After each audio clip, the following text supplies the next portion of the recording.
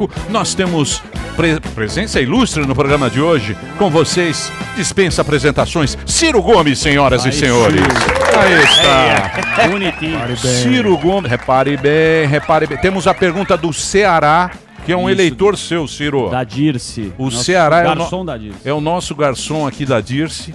Então ele vai fazer a pergunta aqui. Pode ser a primeira pergunta do Ceará? Bem legal. Então a primeira pergunta vai ser do Ceará, que é o garçom que trabalha aqui na Dirce, que todo dia a gente está lá com ele. Boa. E ele falou, você ia vir aqui presencial antes da pandemia, e agora ele vai fazer, ele está lá com o Delari. Por favor, Delari, a pergunta do Ceará. Tá aí o Ceará. Ceará, manda a perguntinha pro Ciro Gomes. Ciro, Cadê? Pode fazer. Ciro, boa tarde. Boa tarde, meu conterrâneo. Queria perguntar a você sobre o Rio São Francisco, que chegou no Ceará. Eita. Qual é a possibilidade de chegar nos municípios, que é o que nós precisamos mais hoje em dia lá é água. Entendeu? O que nós precisamos mais lá é água na nossa região. Sem dúvida, meu irmão. Isso é um projeto que eu tive muito orgulho de tirar do papel e agora a água do São Francisco já chegou no nosso Ceará, já está na Paraíba e quando ele desce no Ceará, ele desce pela Serra do Araripe e desce no Rio Salgado. Mas dali a gente vai botar essa água para circular e correr o estado todo num projeto que também já está sendo executado, chama Cinturão das Águas. Eu fico feliz e nosso Ceará agora não vai mais passar as dificuldades de falta d'água, especialmente para o abastecimento das populações. Muito bem, Ceará. Só isso, Ceará?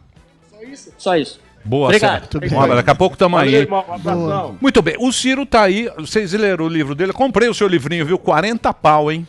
Tá na 40 Amazon. pau, tá na Amazon. tá à venda. Não, Tem no Kindle, PDF, no não? Kindle tá 35, na Paguei capa qua- comum 50. Paguei 40 mango aqui, tá fechando todas as livrarias tal, comecei a ler e tal. Esse livro é uma reflexão que o Ciro faz do Brasil, desse tempo todo do Brasil. E você me parece ali que faz uma reflexão da racionalidade da coisa. Você acha que a gente vai... Quando é que a gente vai votar racionalmente, do mesmo jeito que a gente trata o dinheiro, a gente vai escolher os nossos governantes? Ou você acha que o voto é emocional e não tem jeito? Paixão e razão não se excluem. Emílio, deixa eu te dar um abraço, agradecer mais uma vez a oportunidade de falar essa imensa legião de ouvintes do Pânico na Jovem Pan, cumprimentar a rapaziada, tá aí com você, acho o Zuckerman, o Samidana, o André Albi, o André Marinho, que tem conseguido aí, né, a proeza de falar um reparo bem quase com sotaque honesto. Pertinho. Precisamos treinar mais um pouco. Só um pouquinho. Veja, essas coisas, Emílio, são cíclicas. É evidente que uma parte importante do eleitorado motiva o seu voto pela racionalidade, pelo pensamento. E esse transita. Basta que eu lhe diga, por exemplo, que a substância do eleitorado popular do Bolsonaro foi o mesmo eleitorado popular do Lula. Isso, não, a diferença ideológica, no simbólico, é profunda, mas esses eleitores circulam de um lado para outro porque a prevalência é a emoção do curto prazo. E a marketagem, né, a propaganda e a mitificação de TV cuida de excitar essas emoções. Porém, existe aí uma classe média e mesmo um trabalhador um pouquinho mais crítico, que já não acredita mais em Papai Noel, nem em mistificação política, que tende a um voto mais racional. Isso é pendular. As últimas eleições, a prevalência foi dramaticamente emocional, porque se instalou uma crise de componente passional muito grave. Não é? A crise econômica do governo Dilma, com aquele escândalo novelizado em horário nobre, de corrupção generalizada, em cima de uma população que perdeu emprego, que está humilhada com o nome no SPC, que está com medo da violência, enfim, virou uma tragédia. Então o voto não foi reflexivo. Ninguém parou para pensar, não é, qual era a ideia do Bolsonaro, qual era a experiência dele, qual era a proposta dele. Era quem era o mais antipetista, violento, no claro, no prático, e vamos nessa que é para se vingar do PT. Estamos pagando caro, na minha opinião. Muito bem, muito bem. Ciro, Ciro, muito boa tarde. Adriles aqui. Seu amigo Caetano... Adriles, você também estava aí, desculpa, eu não cumprimentei. Boa tarde. Querido, muitíssimo boa tarde. O seu amigo Caetano Veloso, recentemente, disse numa entrevista ao Pedro Bial que deixou de ser um liberaloide e que estava reconsiderando suas posições sociopolíticas e referendou dois rapazes, um intelectual e um escritor já falecido, que eram mais ou menos stalinistas, assim, flertavam com o stalinismo ou passavam um certo pano. Você já disse em declarações passadas, inclusive junto com o Caetano, que você estava, inclusive, disposto a aceitar uma aventura de colocar algum tipo de princípio socialista no Brasil. Você já falou em controle social do Estado, e a gente vê experiências desastrosas recentes, né? Como a própria Venezuela, como a própria Argentina. Essa experiência socialistoide não tem dado muito certo. Eu queria saber, a pergunta é muito simples, qual é a sua visão do tamanho do Estado? Que tipo de modelo ideal você coloca? Se é mais liberal, menos liberal, mais socialista, mais social-democrata? O que funcionaria mais para o Brasil, a seu ver? Funciona o experimento do welfare state, do estado de bem-estar social da Europa do Ocidente. Então, ali parece que se encontrou um ponto de equilíbrio importante, próximo do ótimo, entre a vitalidade da iniciativa privada, da propriedade privada, dos fatores de produção, e um Estado capaz de controlar, não é, a tendência ao oligopólio, ao monopólio, à concentração de renda, a instabilidade e a injustiça e a violência. Então, são as manchas de maior equidade na vida da humanidade, são essas, especialmente os países nórdicos, embora ali nós não possamos pura e simplesmente copiar, porque eles se apropriaram ao longo da história de excedentes coloniais que extrapolaram completamente as possibilidades de um país como o Brasil. No Brasil, a experiência do trabalhismo já tem um êxito importante. Quando o Pasqualini sistematizou uma ideia, né, de um welfare state no Brasil, ele já resolveu essa parada. Por isso que o trabalhismo tem o antagonismo dos liberais e dos comunistas, sempre tiveram. O trabalhismo propõe uma iniciativa privada poderosa, mas propõe um Estado intervencionista capaz de extrair dessa dinâmica e dessa parceria os excedentes para financiar a superação da desigualdade e da miséria. Agora, deixa eu dizer, Adriles, não pode chamar a Venezuela de socialismo. Aquilo é uma experiência de caudilismo sul-americano igual a qualquer outro da história da Sul-América sofrida nossa. A Argentina está vivendo um momento grave das sequelas de um desastre que a perversão neoliberal produziu lá. E o tipo de atitude eu já tinha dito lá atrás, eles não vão acertar a mão. Tem um controle estatal lá gigantesco, que é um princípio socialista, tanto na Venezuela, nas estatizações de todos os meios de produção, quanto na Argentina. Isso em comum com o princípio não existe isso, irmão querido, não existe isso, não existe isso. O que existe na Venezuela é que eles jamais foram capazes de se livrar da monocultura da extração do petróleo. E ela é estatal, muito corrupta, muito ineficiente, e quando o preço do petróleo bomba, a Venezuela sente um certo conforto. Quando o preço do petróleo despenca, ela entra em crise. Definitivamente não servem para o Brasil como modelo. O Brasil precisa resolver a questão da tecnologia, só o Estado, em parceria com a iniciativa privada, resolve. Tem que resolver o problema da educação, tem que resolver o problema da saúde, e só o Estado poderoso resolve isso.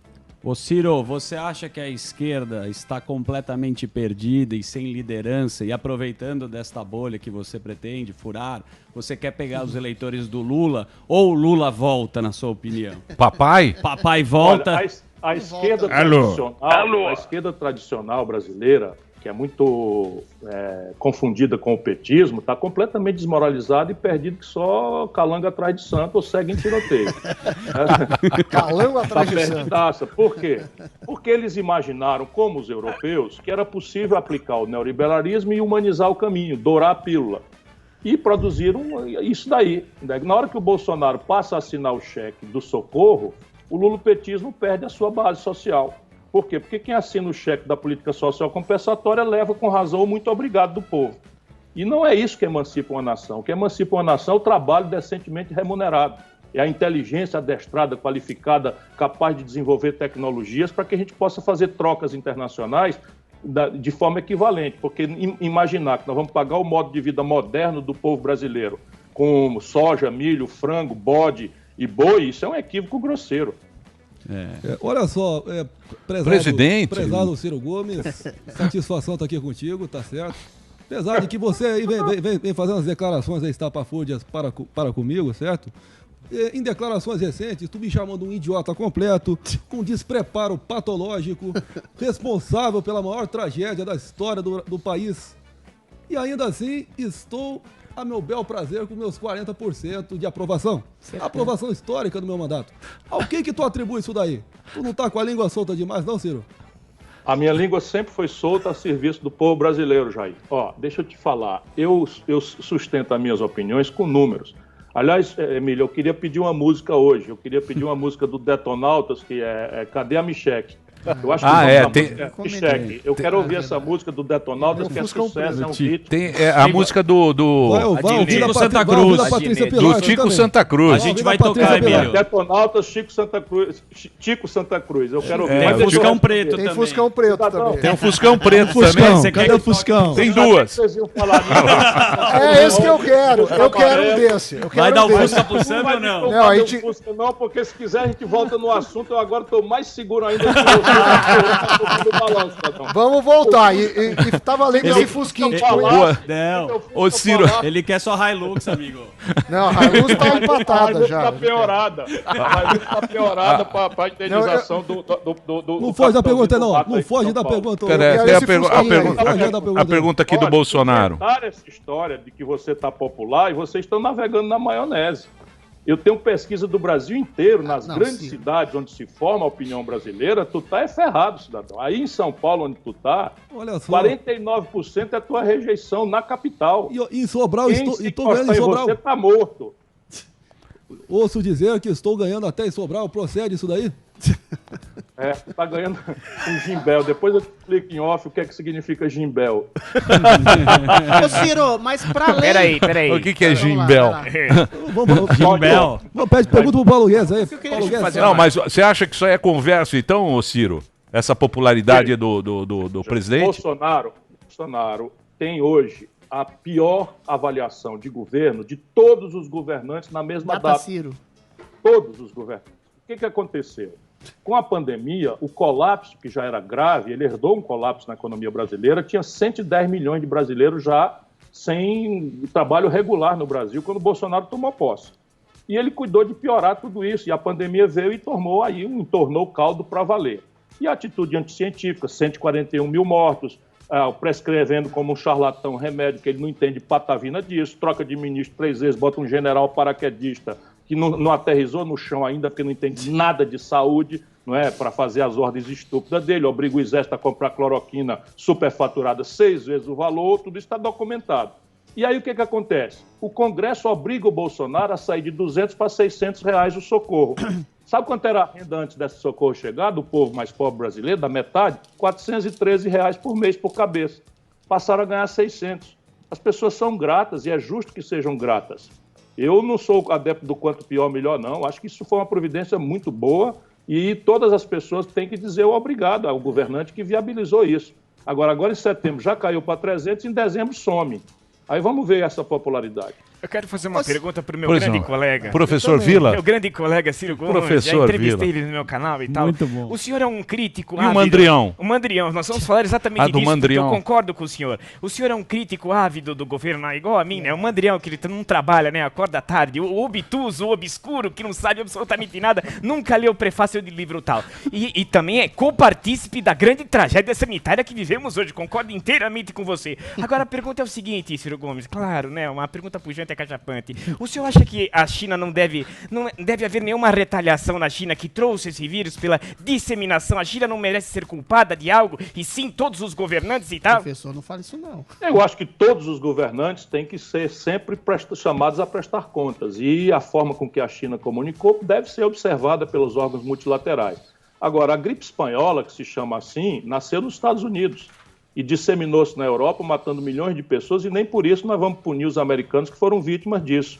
A AIDS, que também é uma espécie de vírus, também nasceu na América do Norte, e nem por isso nós vamos se culpar quem é vítima desses flagelos. Portanto, a humanidade tem feito muita bobagem, na medida em que a gente cresce a população, e essas pragas que vêm da natureza, lá eles comem morcego ou comem cachorro, isso acaba fazendo isso. E nós precisamos repensar toda essa forma de nos relacionar com a Terra e com o planeta. Isso certamente deve ser apurada a responsabilidade, sim, meu caro professor Vila. Claro, muito obrigado, Ciro. Você não acha que ficar refém de um parceiro comercial assim tão, assim, quase que inexoravelmente relacionado com a China, com um parceiro que é expansionista, é agressivo, claramente tem desígnios expansionistas ali em volta, tem toda uma agenda, assim, tecnonacionalista, expansionista, ficar refém, com toda a sua cadeia de suprimento, com um parceiro desse, não é no longo prazo, pode ser muito perigoso, não, Ciro? Sem dúvida, eu escrevo com todos os S's e R's nesse livro que está aí. O Emílio me deu a honra de comprar, ajudar a pagar o gin das crianças. Né? Eu digo claramente que o Brasil não tem o direito de trocar de imperialismo americano pelo imperialismo chinês. Nós, nesse sentido, estamos sós e temos a obrigação de consertar o nosso projeto e buscar uma inserção internacional não subordinada. E isso realmente é um desafio grave, porque hoje, né, a forma como o Brasil está se desindustrializando, a fuga de capitais no Brasil, Emílio, no ano e meio do Bolsonaro, é a maior da história. 150 bilhões de dólares foram embora do Brasil. Isso fez com que a nossa moeda se desvalorizasse quase 50%, ou seja, a população brasileira, e isso vai para os índices de preço mais cedo ou mais tarde. Então, desmontando a economia do Brasil. E não tem saída fora de um projeto nacional em que o Brasil vai ter muita dificuldade para se impor de novo no Concerto das Nações, porque agora, para eles, nós somos só uma grande fazenda e um grande buraco, né? Para queimar a Amazônia, queimar o Pantanal, produzir alimento barato e minério de ferro in natura e petróleo bruto. Mas esse debacle na economia tem um quê aí do isolacionismo meio radical que foi praticado aqui no Brasil.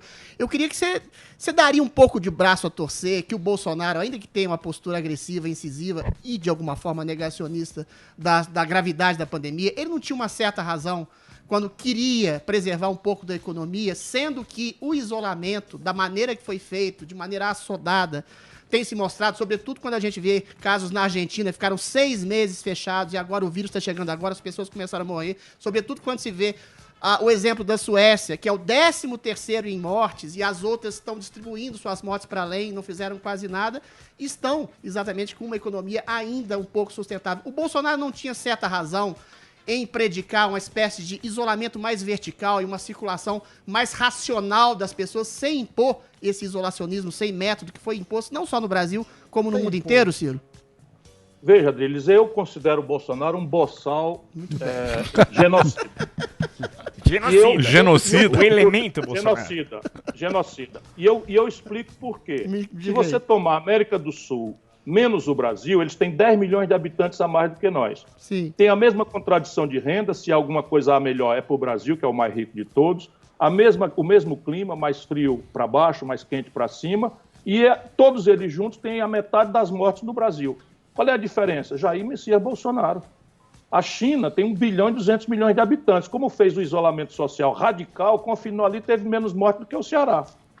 Que é um estado Bolsonaro que tem não comandou. Ele não comandou brasileira. as atividades anti-pandemia. Quem comandou foram os governadores e prefeitos, graças à decisão do STF. Ele só patrocinou os hospitais. Quem fez essa ação no Supremo fui eu, Sim. Em nome do PT e como advogado ativo que sou. E ele mente que só cachorro que acua a alma, esse Bolsonaro, porque a liminar do Supremo nunca dispensou a União Federal das suas responsabilidades. O que ela disse é o que está escrito na Constituição. A liminar do Supremo só diz o seguinte, que a saúde pública é responsabilidade concorrente do governo federal, dos estados e municípios. E o Bolsonaro queria, de cima para baixo, determinar as providências todas. Sim. Graças a essa providência do Supremo, os governadores fizeram em linha com a ciência. E é isso que eu quero dizer, irmão. Quando a gente tem essas perplexidades, quando a gente tem esses sustos, a gente tem que se guiar pelos especialistas, tem que se guiar pela ciência, superstição, palpiteiro, mas eles erraram, Ciro. Erraram eventualmente. Suécia, querido. A ciência, Pronto, peraí, calma lá. A ciência se faz de um conjunto de hipóteses testadas ao longo do tempo. Não houve tempo de fazer um tipo de experimento realmente social em relação ao isolamento e deu errado em vários lugares do mundo.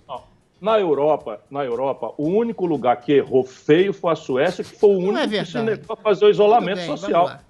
Não, a Itália fez o isolamento no começo, afrouxou antes do tempo, porque houve essa mesma pressão das atividades econômicas, e nós vimos a tragédia do exército levando corpos sem a família ver. A Espanha fez a mesma bobagem. Os outros países, a Alemanha, não é? Enfim, mas a Nova Zelândia fez um isolamento radical, a China fez um isolamento. Agora vamos lá, a América do Norte não fez.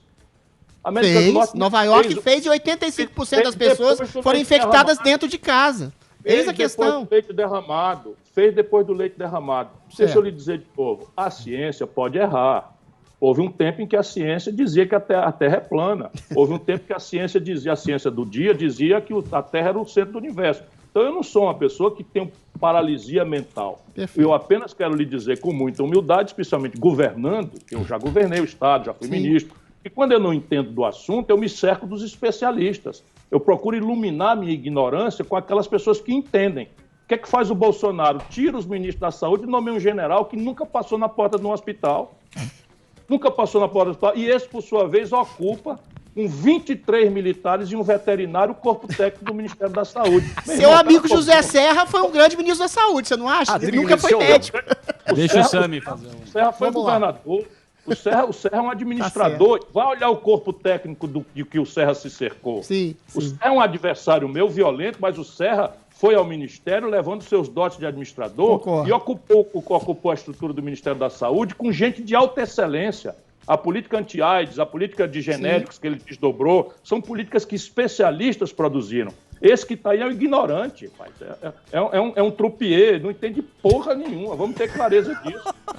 Você tem pergunta, Samir? Eu vou ter que fazer um break. Vale pro Adriles. É isso mesmo. Se você me permite. Tem o senador, o Daniel Patrick. Não, se você me permitir, eu vou fazer no próximo bloco, porque eu tenho que fazer um break agora. O Ciro vai na Web Motors pegar um Fusca e Ciro tá dando. Eu gosto do Ciro porque ele tá dando muita audiência. Fez 4 perguntas. Você tá com a audiência. Você tá com a audiência. Você tá com a audiência boa, viu, Ciro? O quê, pô? Ô, Ciro, eu vou fazer uma pergunta na volta do próximo bloco. O Sami tem pergunta, todo mundo tem pergunta Eu pra tenho você. perguntinha também. E como diz aí o título do seu livro, que eu comecei a ler, o livrinho custa 40 pau, você pode comprar na Amazon, nas livrarias, agora só tem essas livrarias que entregam na sua casa. O livro chama-se O Dever da Esperança, tá aí, já dizia o Churchill. O Churchill falava, para que serve um político? Para escrever bons discursos e levar a esperança ao povo. E o Churchill ganhou o prêmio Nobel de Literatura, sabia? Só um segundinho. Isso. Então o Churchill dizia o quê? Ele falava o seguinte, um político tem que escrever belos discursos e levar a esperança ao povo. Exatamente. Mas eu quero fazer uma pergunta no próximo bloco para você, quem é o cara que vai unir essa treta que está tendo agora aqui no Brasil? Será Ciro Gomes? Será Boulos? Será da canhota? Será da direita?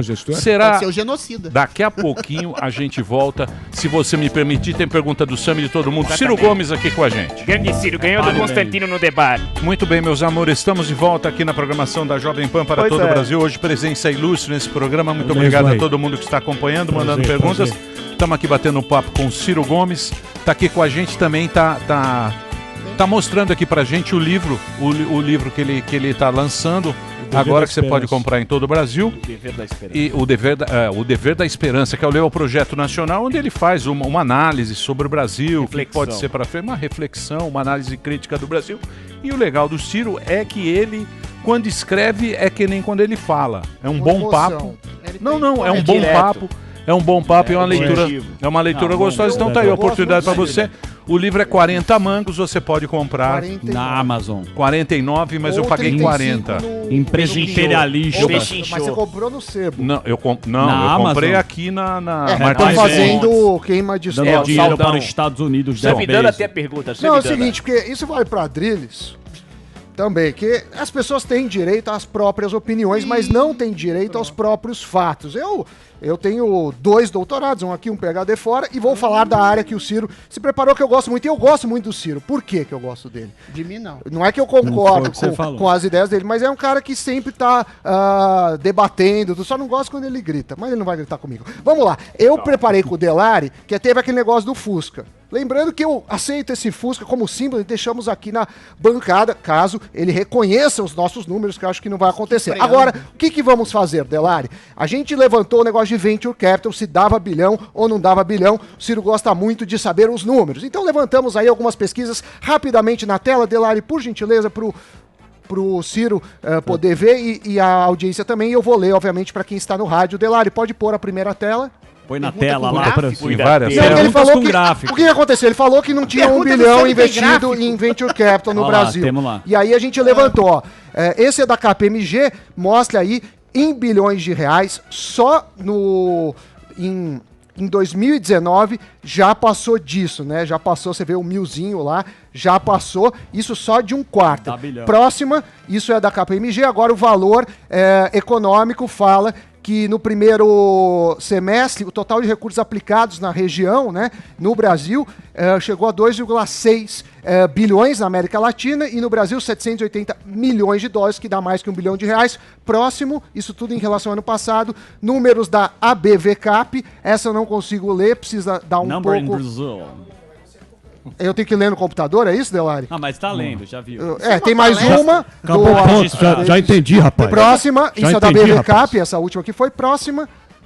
Próxima, por gentileza. Isso é compreendido, só a tá fonte da compreendido. outra, tá?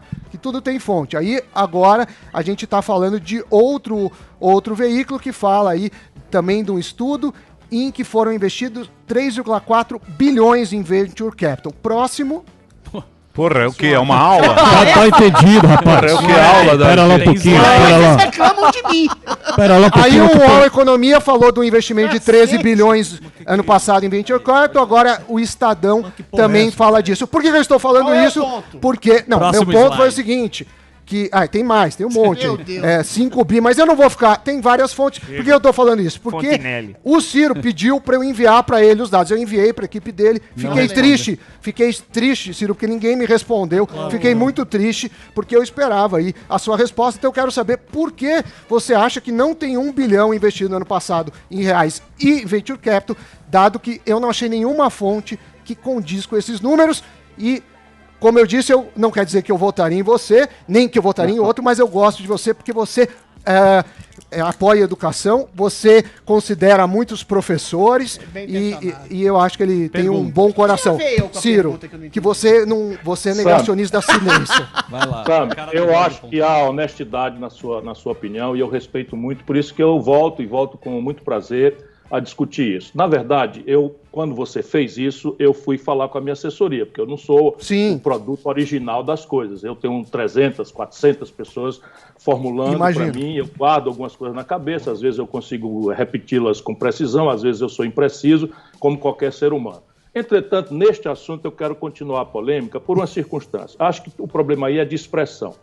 Quando você vê Venture Capital, aí vai para aquilo que nós estávamos discutindo naquela ocasião da história do Fusca. O Fusquinha está aqui, se eu for vencido, eu vou ter que entregar, mas eu até agora não me dou por vencido. Eu estava falando Calma aí. aquilo que no meio de Venture Capital se chama Seed Money ou Angel Capital. E essa é a tragédia. Nós não temos sequer os correspondentes em português para que a população saiba o que é que nós estamos discutindo. Tem sim, capital semente e Eu capital não entendo anjo. nada disso. Não, eu tô te falando isso, Ciro, porque claro. tem centros disso de pesquisa na FGV, que eu faço parte, sou professor de carreira lá, e Venture Capital é outra definição. A assessoria é da GV de São Paulo. É o Marconi, só que não é de finanças. Eu sou do centro de finanças. Então, O Marconi não conhece esse assunto, infelizmente. O que eu estava querendo dizer, e insisto, no Brasil, e eu atribuo isso à perversão da taxa de juros real na ponta no Brasil, ser há 30 anos muito acima da rentabilidade média dos negócios da economia real, no Brasil não existe esse tipo de crédito. Crédito não, de financiamento não creditício. Vamos tentar explicar para as pessoas o que você sempre explica com muita clareza aí. Existe um tipo de dinheiro em que um jovem empreendedor que está com uma ideia e que não tem patrimônio, não tem garantia, não tem experiência anterior, não tem avalista, mas ele tem a boa ideia. Então ele vai nesse fundo de angel money, de seed money, de venture capital, como eu chamei, talvez a imprecisão tenha sido nisso, e um coletivo julga se aquela ideia tem potencial. Se tiver potencial, eles botam o dinheiro como sociedade. Ou seja, não tem empréstimo, não tem garantia, não tem juro, e essa sociedade aposta numa ideia nova.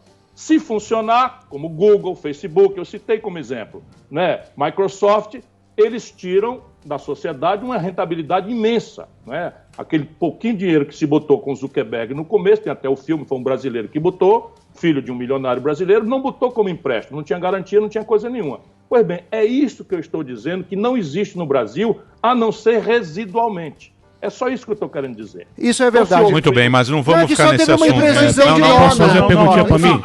Não, pera lá um pouquinho. Para ver como a gente navega na questão da linguagem, e assim é honesto, eu vejo que você é honesto, eu não tenho nenhuma dificuldade de reconhecer isso. Mas você disse na mesma ocasião que o Nubank tinha recebido 4 bilhões de dólares. Eu fui olhar, né, o Nubank é um banco, não é uma startup mas propriamente. Existe há menos de 7 anos. Agora o valor era 400 milhões. Não era 4 bilhões. Essas imprecisões são próprias do debate acadêmico. Enfim, continuaremos discutindo isso, porque o que me importa é exatamente dizer o seguinte. O Brasil precisa construir um mecanismo de financiamento da economia fora dos juros escorchantes que hoje matam a economia brasileira. Ok. Ô, Ciro, 2022. Ontem eu estava vendo lá o Bom Dia. Você conhece o Bom Dia, né?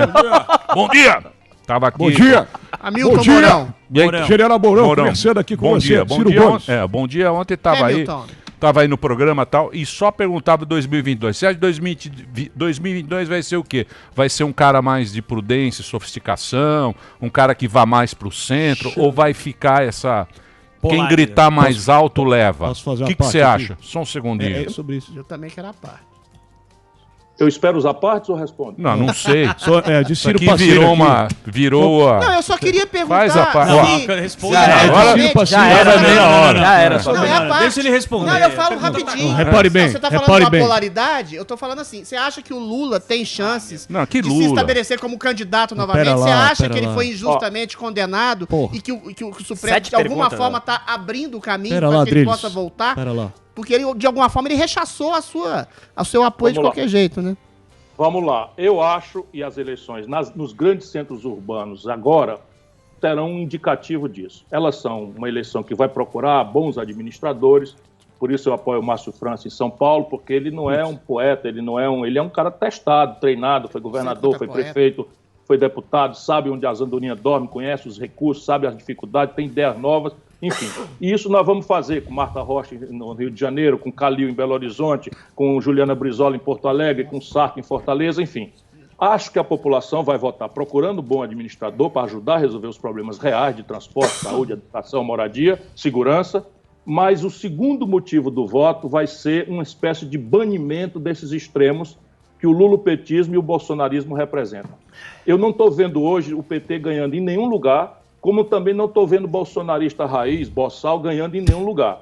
Né? Porque o Bolsonaro, por exemplo, está pegando a garupa do Russomano em São Paulo, mas todo mundo sabe que o Russomano é um cara que está na estrada aí, como um cara de televisão, um cara que aparece no rádio, e essas pesquisas dizem muito mais disso, da notoriedade, do recall, da lembrança do nome, do que propriamente de um debate a serem verdadeiras, né, aquelas expressões todas que a gente já tem na minha vivência na vida pública. A conferir.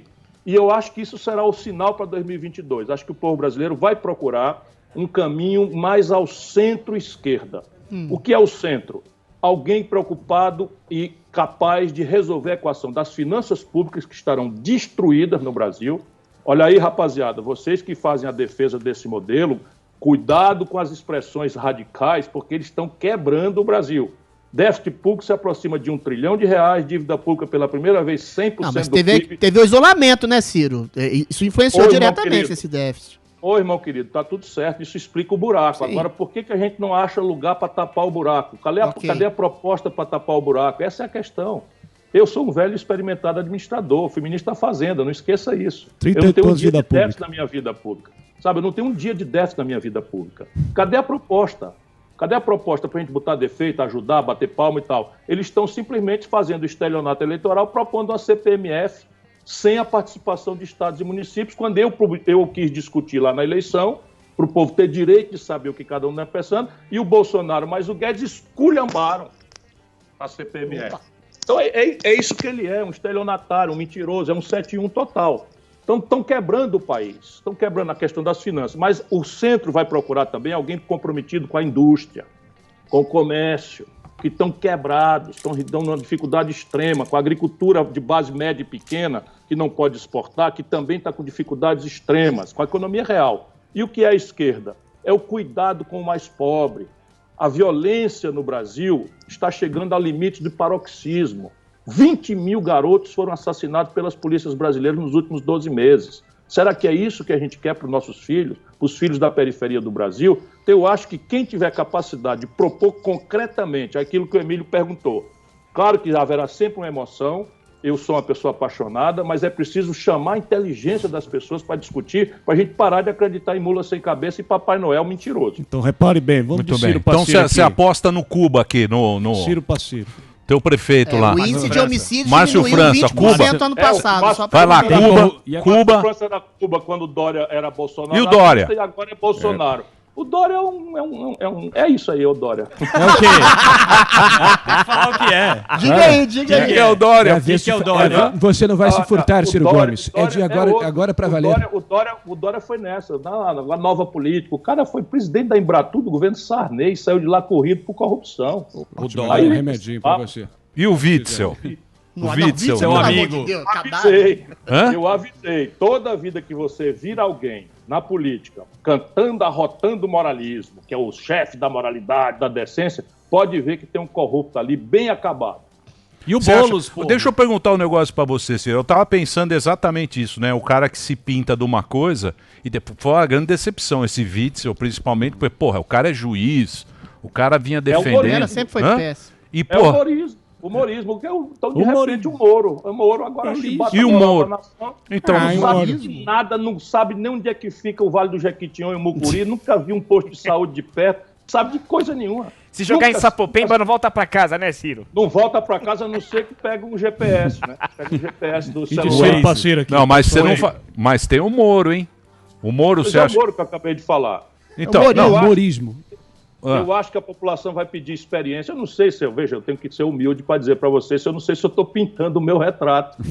Imagina. Mas eu vou te ajudar a pintar então, de Ciro Passeiro. Isso é o que os americanos chamam de wishful thinking. É isso mesmo. Né? Você confundir análise com desejo. Mas eu desejo muito que o Brasil ache esse caminho de equilíbrio e de diálogo mesmo. Mas repare bem, fazer uma autoanálise aqui a nível pessoal, as pessoas, nossos detratores aí insistem que nós somos boquirroto, verborrágico, que a gente fica falando difícil pro nosso povo sofrido, combalido, tem dificuldade de compreender a centralidade das questões. Mas eu te pergunto, como é que nós vamos evitar entrar para nossa biografia um tetracampeonato de perdas em corridas presidenciais, com T de tatu, e tatu não sobe em toco, Ciro.